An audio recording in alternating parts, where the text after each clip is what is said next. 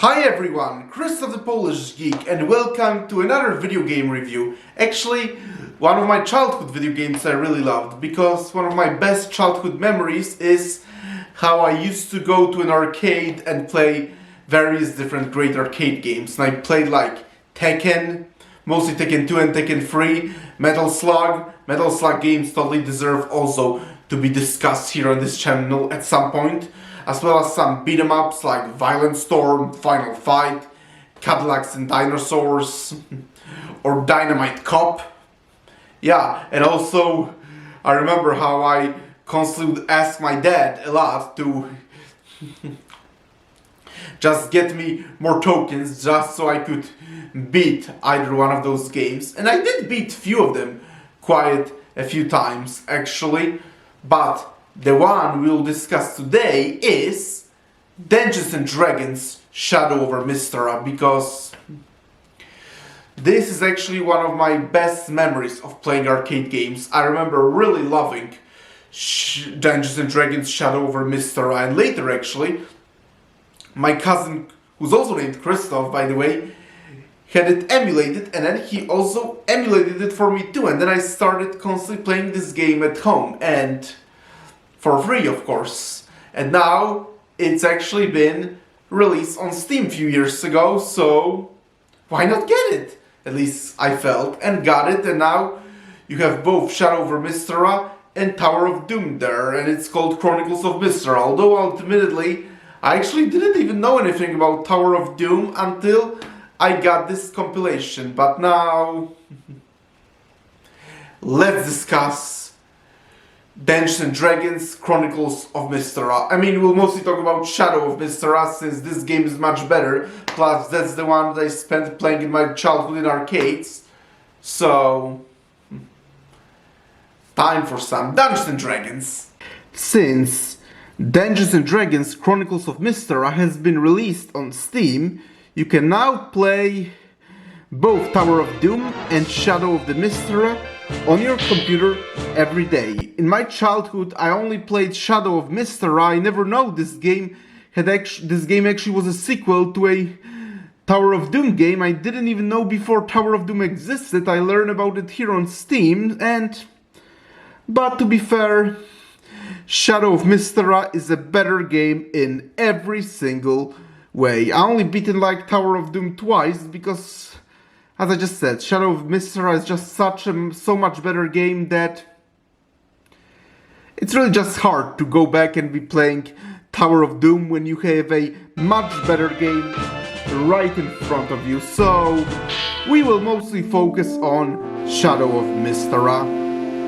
Not only Shadow of Mystara is a much better game in every way, it's also the very game that I played in arcades in my childhood. The first thing I will say though about Dungeons & Dragons Chronicles of Mystara is that playing it on the PC isn't quite the same experience as playing it in the arcade. In my childhood, I remember how I would always ask my dad to buy me more coins because I just wanted to beat the game so badly. I only beaten it once, actually. Later, my cousin had it emulated, and he emulated it for me too, and I just started playing the game at home. Still, owning the game basically gives you an immortality cheat, since you no longer have to worry about spending money to proceed. You just press the button and you go on. This does practically take away any challenge and all, but sometimes this is really the type of game you need. A childhood memory that you just play to relax and just to have fun. The game is a classic side-scrolling beat-em-up style, like aforementioned games I was already talking about, but the uniqueness of it is that it's a fantasy world of Dungeons & Dragons, and you don't use your fist. You use actual weapons that whichever character you choose has, and you fight against various classic fantasy monsters. And you can choose either a cleric, an elf, a thief, a magic user, or a fighter. And I generally like to play either as a fighter, but an elf is also really fun, for reasons I will get to later. And all those characters have unique abilities. and playing as each one of them feels very different, and the game even has some RPG elements. I mean, kind of normal, since it's technically based on the world of Dungeons and Dragons. I mean, there are very limited elements since it's still an arcade game, but it still has some RPG elements, like actual branching paths and being able to make a choice of where you want to go, and boss battles will actually be different in those areas you choose. And that is why sometimes it's just awesome to replay the game again right on the spot after beating it, just to experience a different area that you didn't experience before. And that's actually why I love to play as an elf. Only that way you get a chance to fight a green dragon. Plus she's so pretty. The fighter, on the other hand, is a knight, and I generally really love to play as knights in fantasy RPGs. What also differentiates this game from most arcade beat-em-ups is that you don't just press buttons and fight enemies. As you fight enemies, you actually get experience points in a classic RPG fashion. And enemies do drop various items when you defeat them, like treasure or food or equipment. And in between the levels, you actually get to stop at a shop where you can buy some new equipment or just heal yourself. And Dungeons and Dragons Chronicles of Mystara, or Shadow of Mystara, since really that's the game we're mostly talking about, actually has some story to it, which is actually very unusual for most arcade games, which mostly just have an excuse story for the sake of fun gameplay. But the story of Dungeons and Dragons is admittedly pretty paper thin and shallow, like very standard fantasy story, which is fantasy heroes embarking on a hero's quest to destroy evil. But really, that's really all the story you really need for a game like that. It's still a lot more than most arcade games anyway. And there are even colorful cutscenes that sort of describe events that are happening on your journey. Thus, as I said, the game still has a lot more of the story than a standard arcade game, even if that's still pretty little story.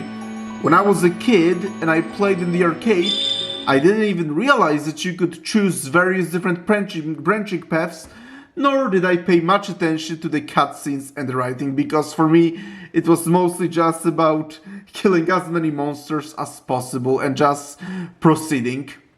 And I remember also I would always either play back then as a fighter or a cleric, and I never even read what was written. I just smashed the buttons and always ended up on the same path. It's when I actually started owning the game at home, back when my cousin emulated it for me, that's when I realized you can actually choose so many different paths, and that it also very much depends on the character you choose, since depending on the class of character you choose, you can actually get some paths open that otherwise you are not able to have. Like for example, if you play as an elf, you get this forest that otherwise you wouldn't be able to get with any other character. I really love the art and colorful visuals of this game. The levels are all unique and distinct from one another, and it truly feels like the world of Dungeons and Dragons as you play the game. And I really love the combination of Western medieval fantasy and Japanese anime. I mean, natural, since this game was actually made by Capcom, and it totally very much feels like a Capcom game. And the attention to detail is great for an arcade game from the 90s, and the characters' sprites look really good, especially for the time that the game was released, and the enemies are also really cool.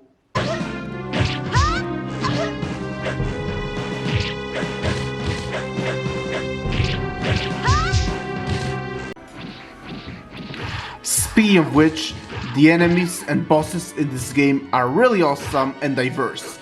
You have goblins as well as ghouls who kind of resemble Gollum from Lord of the Rings, and there are gnolls and hellhounds as well as owlbears, and the boss battles are great and they're really fun to fight and they all look really amazing. You have a Dark Warrior or Scorpion King, for example, depending on the path you choose.